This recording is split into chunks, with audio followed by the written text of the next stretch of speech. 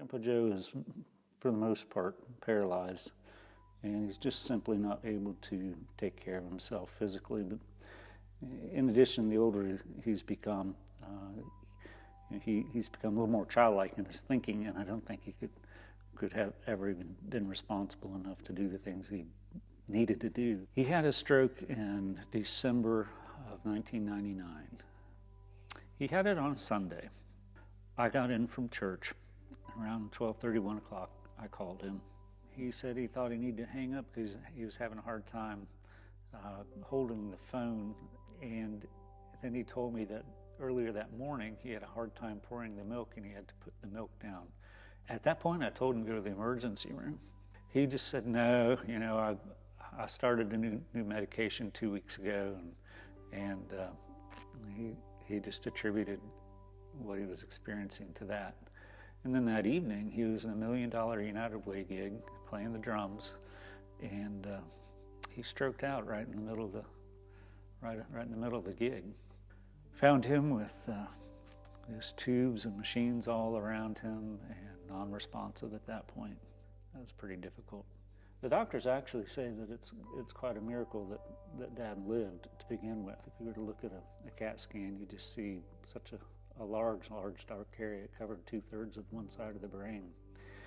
But because he was in such good physical shape, that kept him, they say, from dying.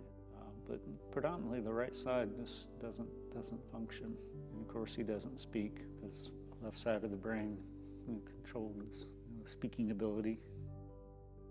My dad was very apt at managing his emotions, and you have to go back into his childhood to understand this. He was a twin, and he and his brother had just bought new jackets, leather jackets, and they were walking in downtown Louisville. The motorcycle ran a car off the road, and that car ran John over and left my dad, Joe, standing there. But he was never allowed to grieve. He was never allowed to cry. They were in that age where you had to be tough, and they made you tough, and there was no crying. And so he was a very angry person in his teenage years and fought with his dad. And my grandmother called the police on him and his dad, for fighting. I mean, that's pretty terrible. And also, he just kind of learned to bury stuff, or else he would act out on it. He has a lot of infamous kind of stories. He is talked about in college when he dated 3 girls at once, and he laughs. I think that one sticks out more than anything else. He had a nickname in college, and it was Jolly Joe.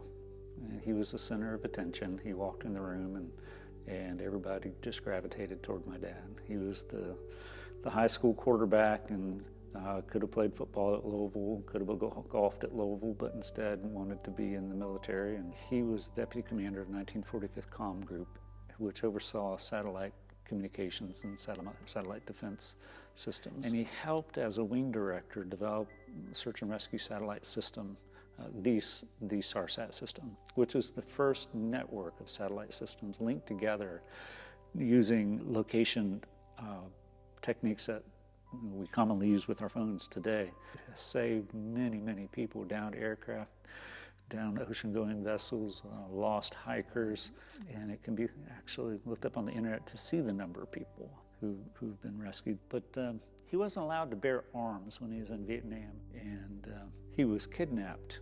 The driver was starting to take him out of town. And his neighbor back where he grew up, they were pretty well off, and he had a gun collection, so he had given my dad a little pearl-handled Derringer, and my dad had to shoot the guy that was kidnapping him. When my mom died, of course he was sad, and he wept a little bit. But a couple days later, he was back to who he was. I'm sure he internalized an awful lot. And it wasn't a couple months later, he started spending time with another woman there at the nursing facility and wanted to marry her and all. And my mom would have been great with that. Of course, it wasn't something that could happen there.